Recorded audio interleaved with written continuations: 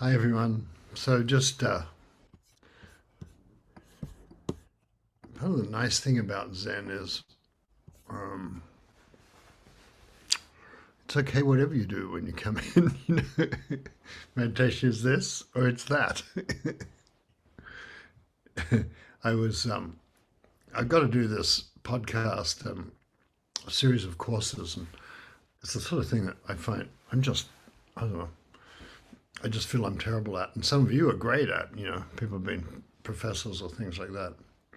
But I always like dodged like doing ground rounds and when I was working for medical school and things like that because I just felt and and so one of the things I noticed was, well, I don't know, how does it start? And I remember, how does meditation start?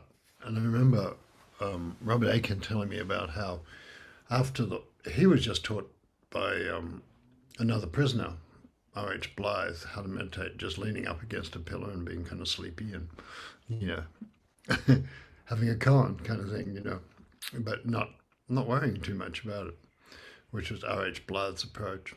And and then he went back to, I guess he ran into someone in Nakagawa and he went back to a proper temple. Said he wanted to sit, and they looked at him and they thought, I don't know, we're not going to let him in the actual temple. So they put him in a side room, and he was, his knees were up like that, the way they do, and he didn't know how to sit. And they just sat him down there and said, okay. And then he said, well, what do I do? And they said, oh, count your breaths. And he said, count my breaths, 1 to 10. And then they left. And that was his total instruction he had, which is kind of amusing, I think, and, I was thinking, oh, people want to be systematic. That. And I remember thinking how I had to count my breaths. And I remember doing that practice for a while because I didn't have a teacher.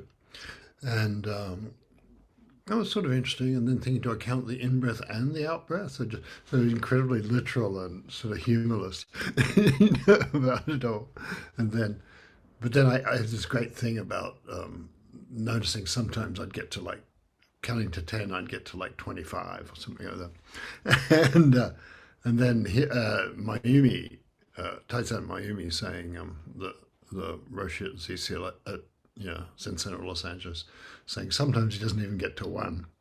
So that seems sort of consoling. So I guess the idea of the comedy of Zen or the laughter of Zen is it's all right. It's all right. Whatever it is, it's all right. Don't take it too hard. Have a good time.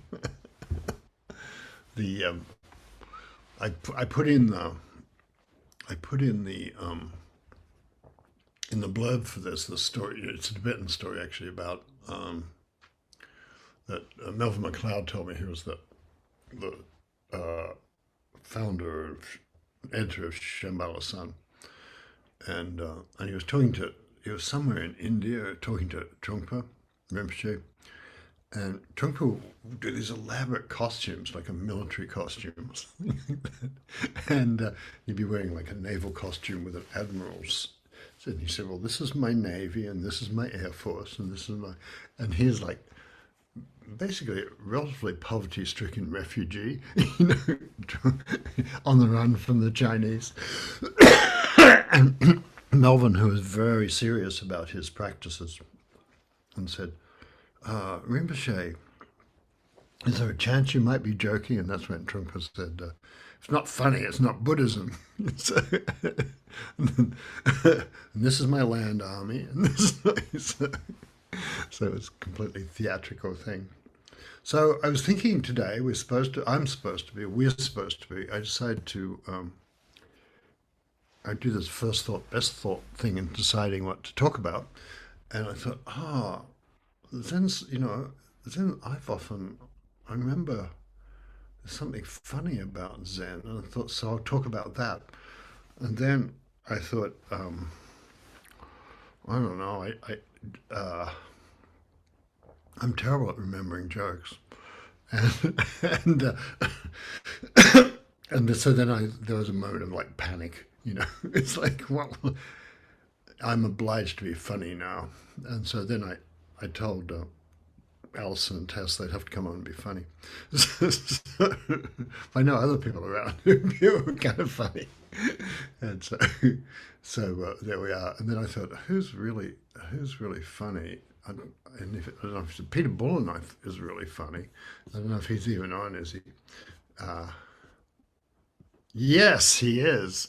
So, well, maybe we'll tell. And he hates being called on in public, so that's part of what's funny.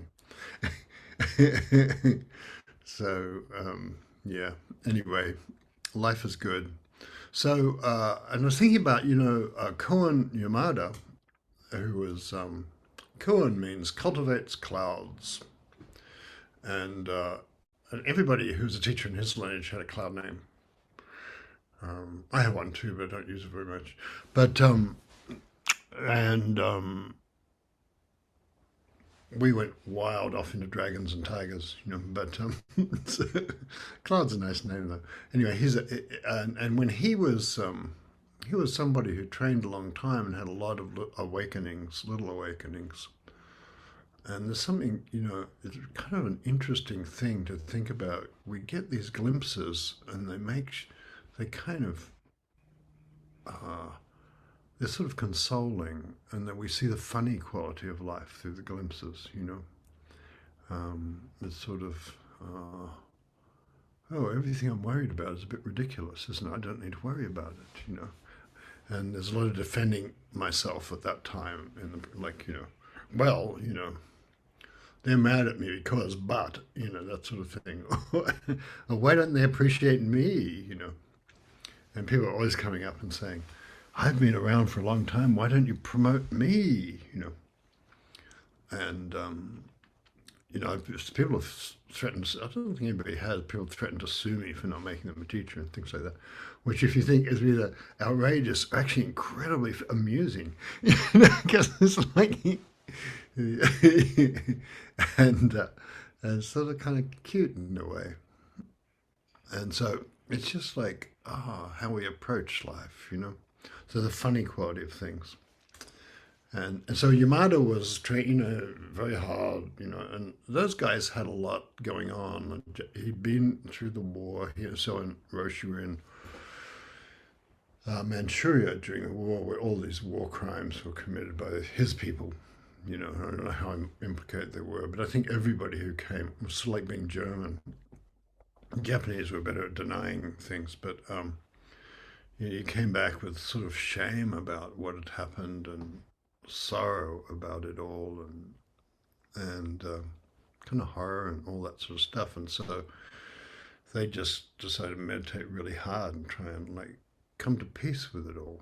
I mean, I don't know peace, but with the horror of and the violence of being human, which we're really aware of right now.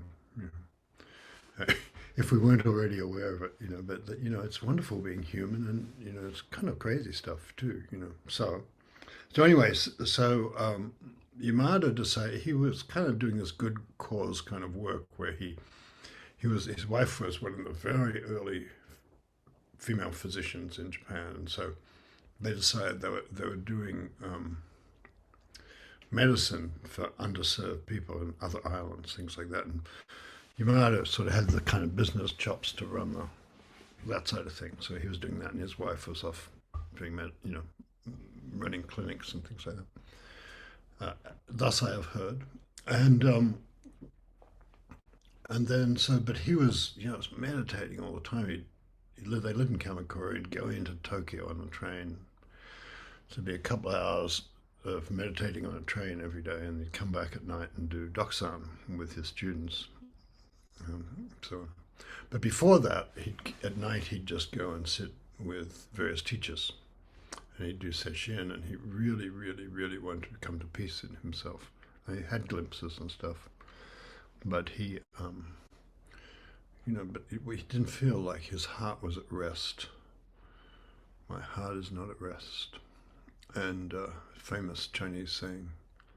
And so anyway, so one day he was coming back from a session on the train after a 7-day retreat, And this saying, mountains, rivers, and the great earth, the sun, the moon, and the stars, are no other than your own heart mind. And that was kind of,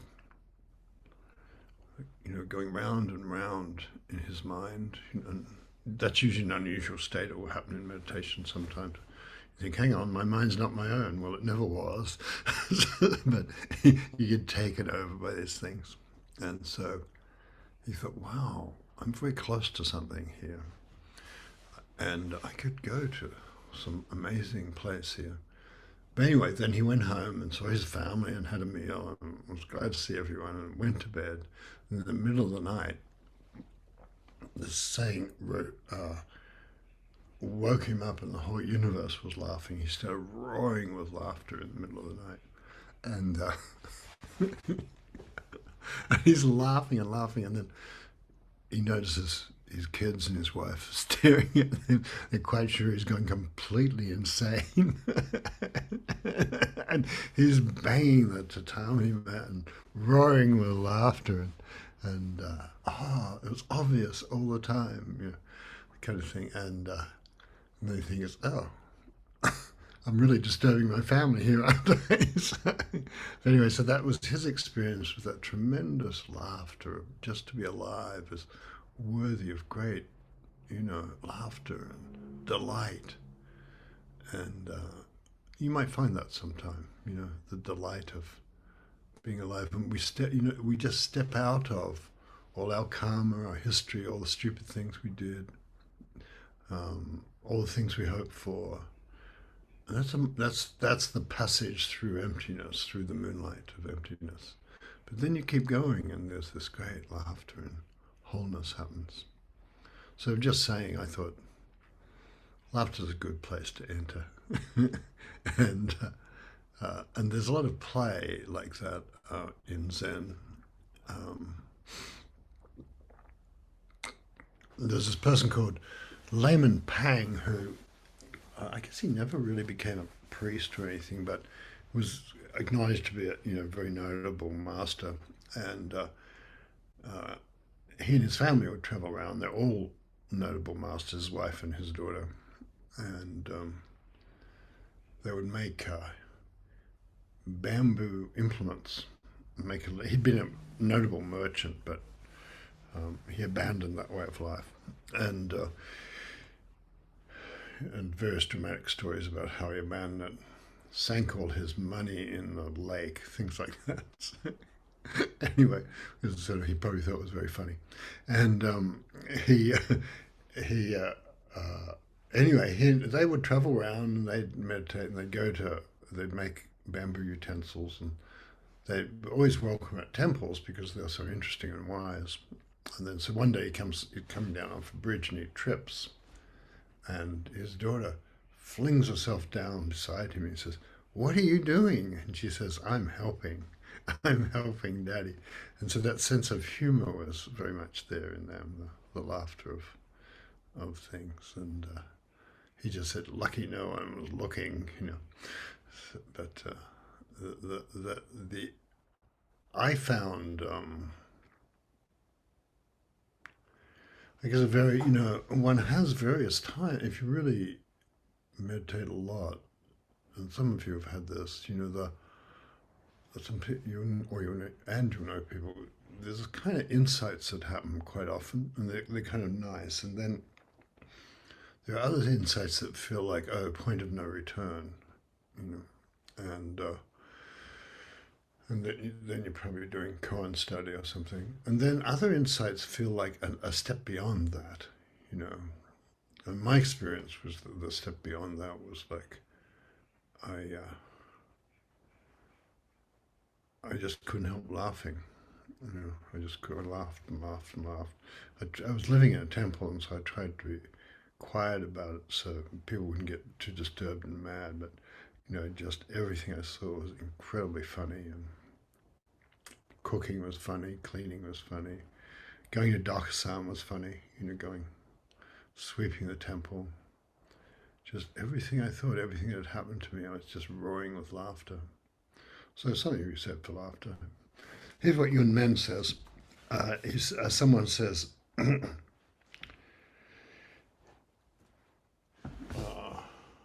what does he say? It's not the things I can see, and it's not what they're doing. It's not what the world you can see, and it's not what things are doing. What is it? And Yunmen said, say something upside down. So it's like Yunmen was indicating perhaps we're not doing philosophy here. So and you have to step into the upside downness and the humor of it. So I looked up over the years, because of this funny quality about Zen. Every now and again, I pick up a book about laughter or jokes, and it hasn't really helped. But it hasn't helped me remember jokes better or anything like that. But or get away from my panic when I have to tell about a joke. I have this, if I really think of something and I put it down for what I'm talking about on Sunday, I feel like I'm kind of committed to it and I ought to honor that. And then sometimes nothing comes to me to talk about.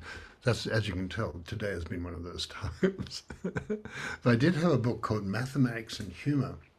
I looked for it and I couldn't find it, of course, because I have a vast bookshelf and it's the sort of thing that doesn't have an obvious category. And so but I do remember one joke from it where it's I'll call them Tasmanians, two Tasmanian guys are going hunting, and they're hunting for ducks, and they have their dog, and they have their shotguns, and they're out there hunting for ducks, and they want to bring home some food, and it's going on all afternoon, but ducks are going by. Then it's just not doing very well. Ducks aren't near enough, things like that. And one of them says, I don't know, maybe we're not doing it right. And the guy says, I don't know, maybe we're not throwing the dog high enough. So that was the mathematics and humor's guy, an epistemological joke. So then I asked two AI. I have two AIs. One's Perplexity AI, and the other one's ChatGPT, which everyone has. And asked them for epistemological jokes, but they were hopeless. So they didn't get it. AIs do not have a sense of humor. I'm just telling you now. So anyway, like the dopey jokes about the angel who came down and said, "I'll answer any question," to the room full of atheists. I'll answer any question. They all argued, and then and he said something like, "You are the answer." So that sounds kind of like a Sufi tale, actually, but. Anyway, that's what the AI thought was the answer to the epistemological problem is like, how do we know things? And, is our mind getting in the way and all that sort of thing? So I was thinking about how animals have a sense of humor. We had a family of grey foxes who, there was a matriarch who, was sort of the queen of the whole grey fox world, and she would come, and so we started putting out dates for her and eggs. She was very fond of eggs. I think grey foxes are very different, much shyer, and I think in a way more mystical than red foxes. But they also have a sense of humour, like red foxes. And so she would come, and sometimes if we were having a gathering in summer, she'd come and interrupt because I hadn't fed her that night and she wanted to be fed early. It's getting late and she wanted to get off early and things like that. So, but she would,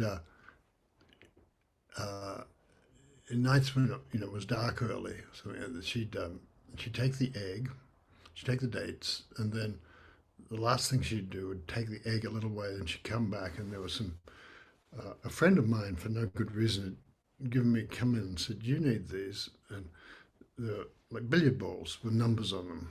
I don't know what kind of billiards game it was, but anyway, she was the sort of person who'd suddenly turn up with things and say, "These are for you."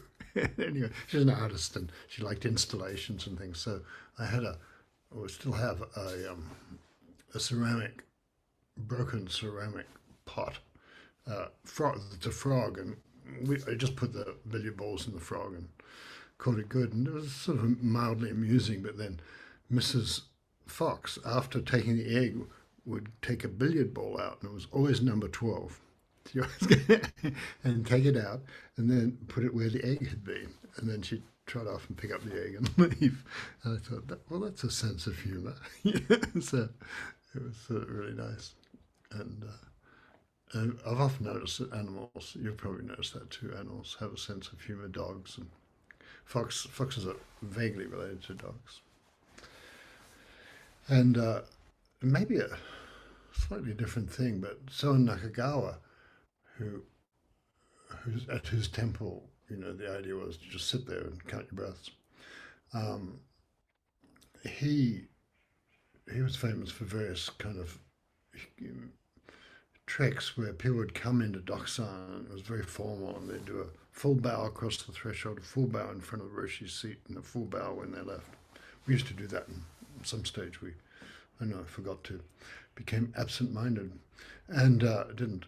But anyway, you do that, you do the full bow and then you come up from your full bow to face the Roshi, which was a slightly intimidating thing facing him.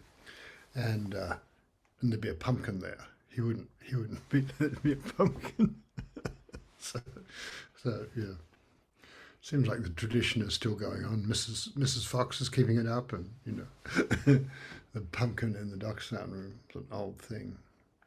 So, Alison, do you want to say anything? Sure. I was thinking how close tragedy and comedy are. And I was thinking of those faces in theaters where you see, half the face is tragic and half the face is comic. And that's so close to Zen, where it's not like slowly you work out all your delusions and then eventually you get to awakening. It's more like your awakening is pressing in on you, and it's pressing in on you, and it's pressing right against your sense of tragedy, and they're touching each other. And till the one moment when they flip, and suddenly what was terribly tragic becomes incredibly funny. And it's not like your life is improved or people around you are treating you better, or it's none of the conditions have changed. And I think this is very much evident in romantic relationships where there's a kind of exaggerated sense of the tragic, and or maybe that's just me.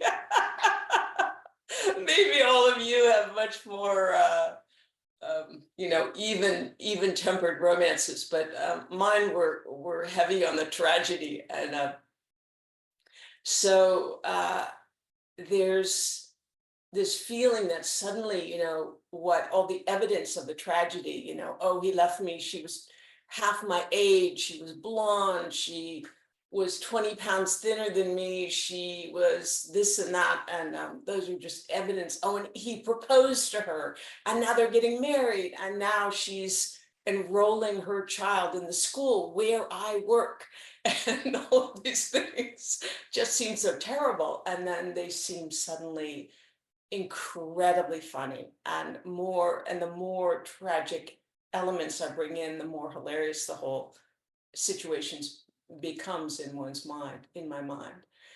And then I was also thinking about how mistakes are idea of where I've made some kind of plan where things suddenly go wrong. Like once Jan Brogan and I were assigned to be cooks for a session, and the recipe called for something called no bake noodles, lasagna noodles, and we just had terrific doubts about this. But people kept reassuring us, oh yes, no problem, and I've used these before, they'll certainly work. And when we brought the lasagna out, and everything was timed, and you had to have it ready, and they were just like leather. They were like pieces of leather, and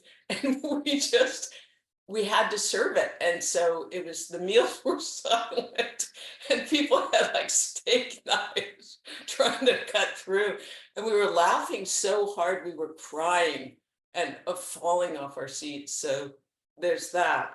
And then it invites a sense of play, I think, this sense of things gone wrong. Like I have this one student who, when I meet on Zoom with him, he's actually here. I can see him right now on my screen. And for some reason, every time he comes on to meet me, his screen is he's sideways or he's upside down, and so he's always having to turn his screen, and it's like he's somersaulting into the Dokusan room every single time. And one day I just had this urge, and I picked up my laptop and I just started spinning it around. So we're both spinning into Dokusan. It was terrifically fun. So that's it. The thing about joining is nice, isn't it? The way, I remember catching when she was about 16, we were on a college tour with my daughter. I just walked outside the hotel we were in, I don't know, Massachusetts or somewhere. And she looked really strange, and her hand was behind her back, and the wisps of smoke were coming up. So she was smoking. and I said, oh. And she just said busted or something. She didn't say anything. She just looked like embarrassed and defiant of those things. I said, can I have one? That would sort of change the problem. So I had to cough through a whole cigarette just for the sake of that.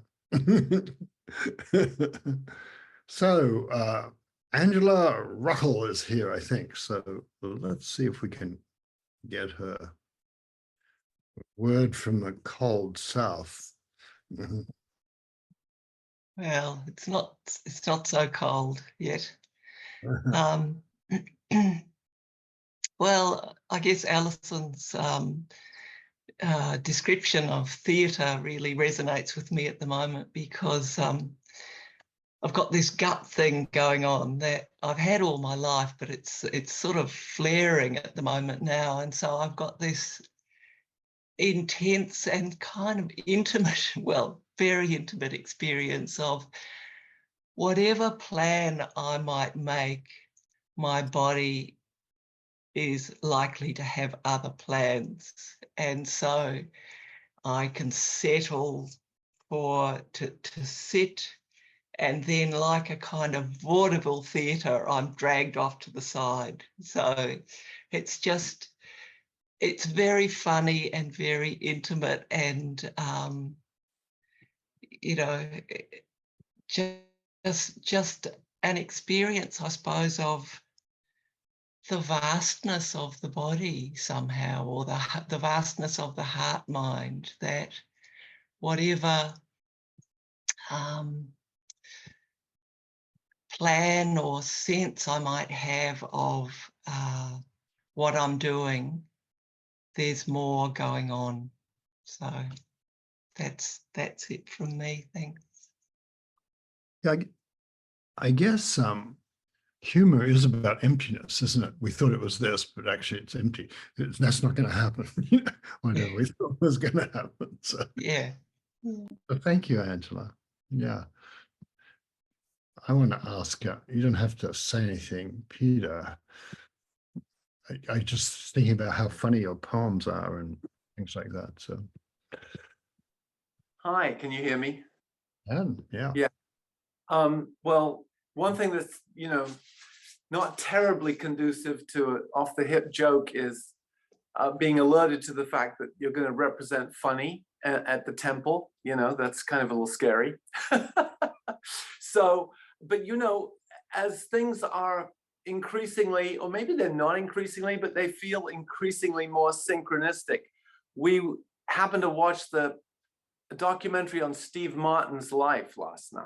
It was part one, and I wouldn't probably have thought this back in the early days of Steve Martin, wouldn't have occurred to me, but his approach to humor seemed extremely analogous to Zen and koan work. He started as a kind of bad magician and picked up on the fact that audiences liked it when the joke didn't work. I mean, when the trick didn't work. And so that propelled him into comedy. And then he also took this completely counterintuitive approach to comedy, like deliberately not funny. And then there's this one segment that I kind of wanted, when you asked about humor, that I wanted to recount. And that is, this is way back in time. It's probably the late 70s or early 80s when Cher of Sonny and Cher had her own show. And she's introducing him. He comes on, he's gonna be doing his comedy sketch. And he says to her, "It's really great to be here." And then he moves about a foot away and he says, "It's great to be here." And then he continues to move all over the stage into different spots, stays completely still and says how great it is to be here. So I thought that was a wonderful, wonderful example of humor. And lastly, I've always dreamed of doing stand-up, but I'm so risk adverse that I have to go to text and, try and sneak it in that way. So, yeah. Thank you, Peter. Oh, my pleasure. My pleasure. Lonnie Rankin, do you have anything you'd like to say? I wanted to thank Allison because all through the meditation, I kept wanting to see if I would be upside down if I turned my computer around. And now I think maybe that would work. But what also came to me towards the end of it was that, and maybe it's shocking to say this, but my husband, when he was dying, was extremely funny. So the tragic part of it, was obvious, but he just kept making these jokes that were about dying that were really funny. At one point, we were trying to figure out, and the doctor was here to see about all that was required if he was going to do medical aid in dying. And it was a big, long conversation, and it seemed like there were these papers to sign and all this stuff to be dealt with. And after that was done, and everybody left the room, he turned to my son and said, "Wouldn't it be funny if I woke up dead?" Meaning all this hullabaloo about dying, and maybe I'll just, go off and surprise everybody by doing it. So I don't know. I really saw how the tragic, I was thinking, as Allison was talking about, it's exactly that tragedy, comedy are so closely related. And so many of the things that we laugh at are, people falling into manhole covers and stuff. So I love this, John. I love the humor of it all. And we are funny. I'm funny. You're really funny. So it's good. Thank you. Thanks, Lonnie. Tess Beasley. Oh man, so much to say. The only time I've ever really gotten in trouble in school was because I couldn't stop laughing. When I had really gotten in trouble when I had a friend both in elementary and junior high, and for some reason, one of the interesting things about humor is it's kind of mysterious. Like it'll just come upon you, and it's very conducive to chemistry. There's just something kind of magical that happens. And for whatever reason, this friend, I couldn't be in any close, like COVID, like if you're closer than 6 feet, then uproarious laughter would just start to happen. And for whatever reason, when I was in 9th grade, we just could not control ourselves. And so someone would always get sent out in the hall, which I never got sent out in the hall. And so it was kind of thrilling. And that would always just make the other person laugh harder. And so you'd be sitting, and it didn't help, I think, that the teacher looked a little bit like a duck. And I think that and there's something about, I think, laughter and kind of the imagination that just things start to turn into other things and it proliferates. And I was thinking about this young woman I met recently who reminded me very much of a designer chicken. And I couldn't put my finger on it for quite some time, sitting with her. And she was telling us this incredibly absurd story about how she'd gone to Canada to send herself drugs that were legal there, and had put an address to her regular address that was her name, but just very slightly not her name, thinking she was disguising herself. But then she had used her own credit card to send everything. And so this story was just completely absurd. And as she's telling this, her hair comes out and everything's ruffled. And I just thought to myself, she really does look like a designer chicken. Like now I see why it works. And the post office and her landlord had somehow gotten a hold of this package, and she was entirely convinced that they had gone to the FBI and that they were just like waiting for her. And so she hadn't been home in like 2 weeks. And I noticed for some reason, this is that sort of comedy tragedy thing. I just didn't think she was in any real danger. And even if she was, it was kind of like that was fine. And so I just kept saying to her, well, let us know if you make it out of prison, when you like.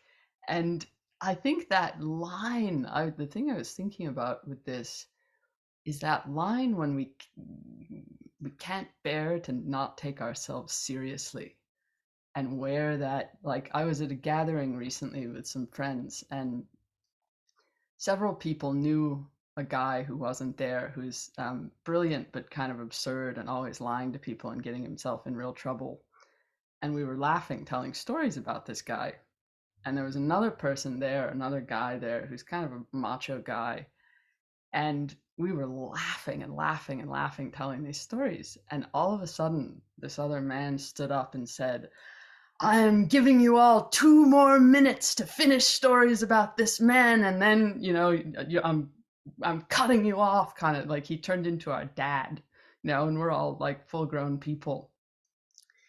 And he was just red and completely, like, you could tell he was just possessed. And what became very obvious was that he was completely identified with the person that we were telling stories about, and was just enraged. And you could tell somewhere in his mind he was terrified that maybe people who knew him would tell stories about him in that way. And so he just needed to like squash it.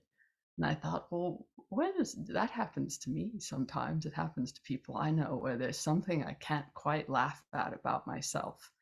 And that always seems to be a kind of window for awakening of like, well, why?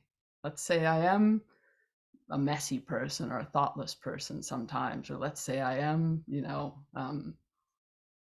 one other story I thought about, given what Angela said, was I had a student for a while who could never do anything, could never call contractors, could never get into motion ever.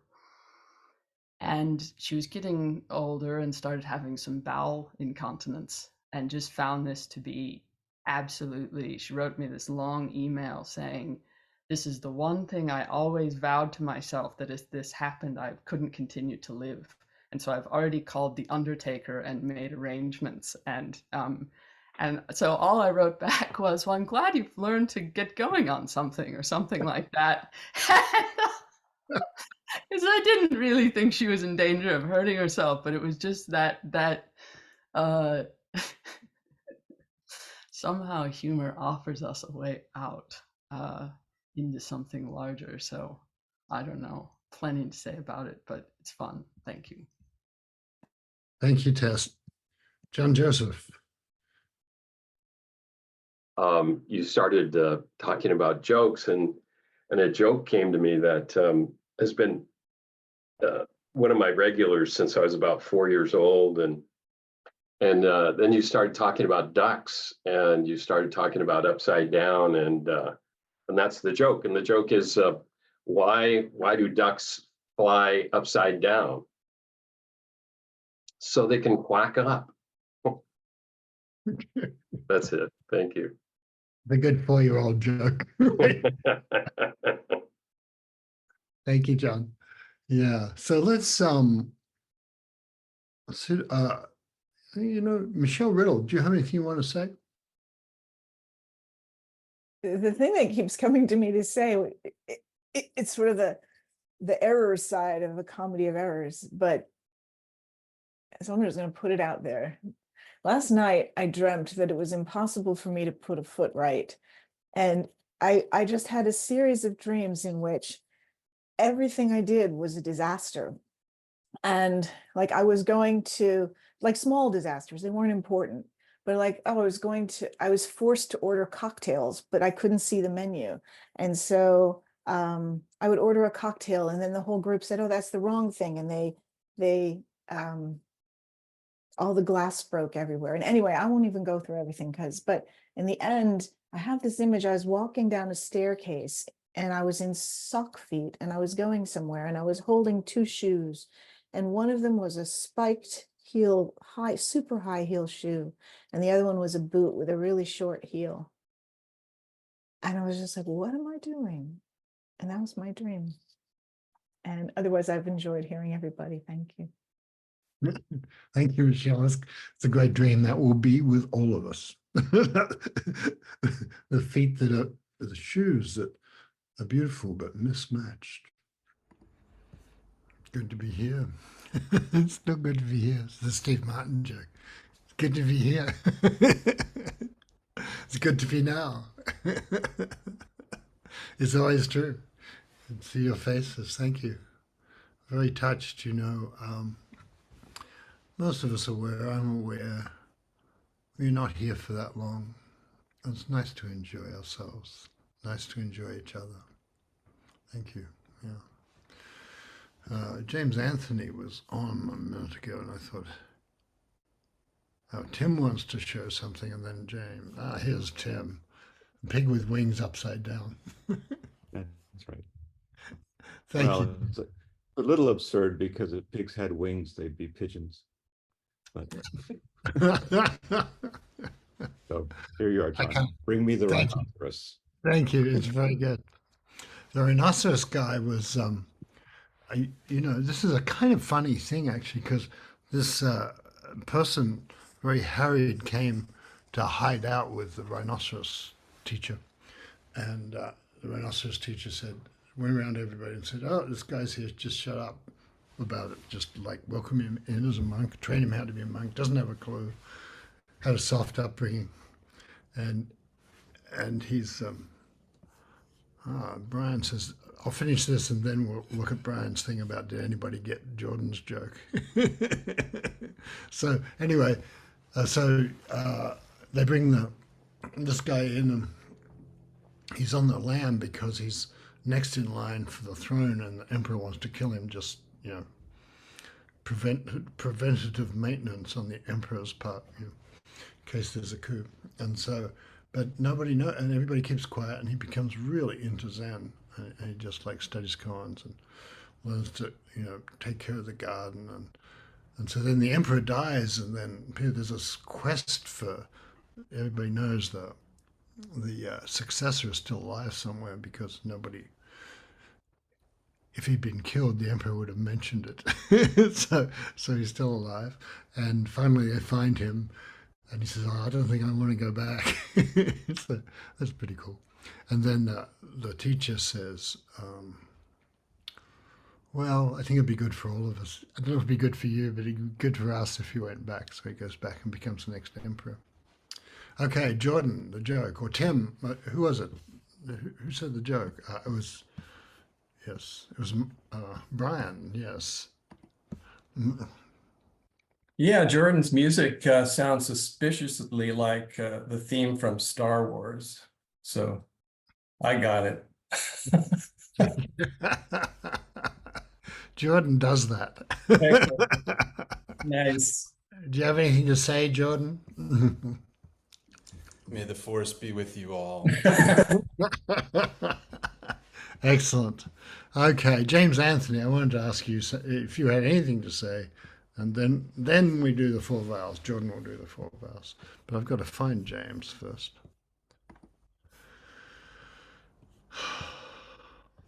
Upside down. There you go. Upside down, upside down. So, yeah, and you know, Allison's right, or at least in my experience, I've been in the throes of a tumultuous mad love affair for a few months now. And so every little sort of neurotic, anxious, needy part of me gets activated. And they're really good at taking over and running the show. And like this week, I sort of just started quietly sitting with them and talking with them. And you know, they're all worried that, oh my God, if they're mad at us, the mad love affair, or if we don't agree with them, that we're going to die. You know, like it's really bad. Like they cannot be mad at us. We must agree with them, or it's just all over. And so I sat with that for a while, and they sort of calmed down. And then my relationship with them flipped over, right? So now they're just hanging there and supporting me and giving me like energy and focus and kind of letting me be a grown-up. And it turns out that actually if they're mad at me, it's not going to kill me. People get mad at people, and I don't have to agree with them. And I don't know if that's funny, but it is certainly soothing, and I'll take that. Thank you, James. Yes, it's great. I forgot to ask myself what I really feel about it. Yeah. Silence offers something that nothing else offers. It doesn't tell us what to think about it.